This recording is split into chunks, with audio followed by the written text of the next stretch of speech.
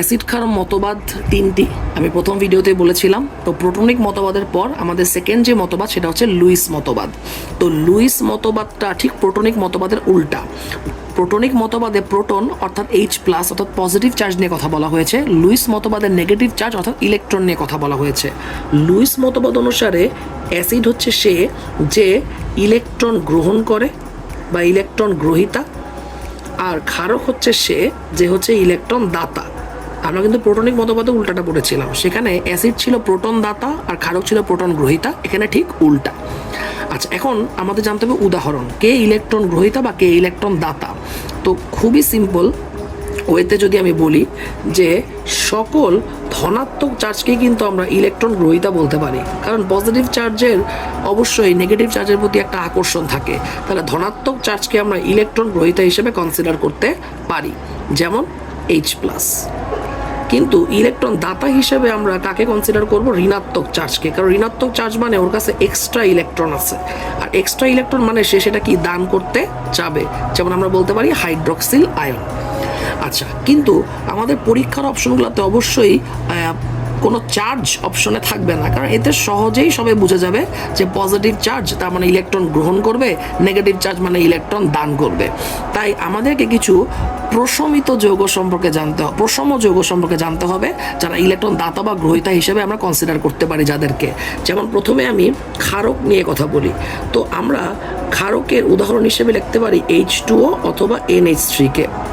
এটা হচ্ছে best example. এদেরকে বলা হয় হচ্ছে লুইস ক্ষারক, এদেরকে বলা হবে হচ্ছে লুইস ক্ষারক। কেন এদেরকে লুইস ক্ষারক বলতেছি সেটা একটু বুঝি আমরা।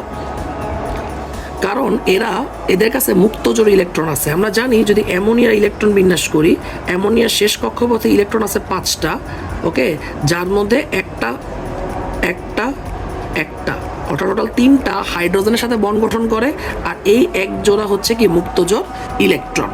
ওকে, তার মানে ওর কাছে যেহেতু মুক্তজোড় ইলেকট্রন আছে, তার মানে ও এটা দান করতে পারবে, তার মানে ওকে আমরা লুইস ক্ষারক বলতে পারি।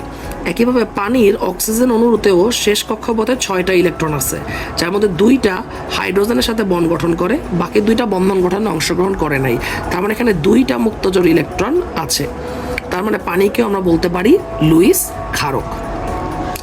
এবার যদি আমি লুইস অ্যাসিডের কথা বলি, তাহলে লুইস অ্যাসিডের জন্য বেস্ট এক্সাম্পল আমরা ধরতে পারি যারা অষ্টক সংকোচন যৌগ। কেন? কারণ অষ্টক সংকোচন যৌগ মানে কেন্দ্রীয় পরমাণু বহিস্থ কক্ষপথে অষ্টক পূরণ করতে পারে নাই, 8-এর চেয়ে কম ইলেকট্রন আছে, তেমন অবশ্যই অষ্টক পূরণ করার জন্য ইলেকট্রনের প্রতি একটা চাহিদা থাকবে, তাই ওকে আমরা ইলেকট্রন গ্রহীতা বা লুইস অ্যাসিড হিসেবে কনসিডার করতে পারি। তো এটার এক্সাম্পল কি দিতে পারি? এটার এক্সাম্পল কিন্তু আপনি চাইলে ডিরেক্টলি অর্গানিক কেমিস্ট্রির বেনজিনের ইলেকট্রনাকর্ষী প্রতিস্থাপন বিক্রিয়ার কথা চিন্তা করতে পারেন, যেখানে আমরা ফ্রিডেল ক্রাফট অ্যালকাইলেশন যখন পড়েছিলাম তখন প্রভাবক হিসেবে কি ছিল? অ্যালুমিনিয়াম ক্লোরাইড, সে কিন্তু একটা লুইস অ্যাসিড।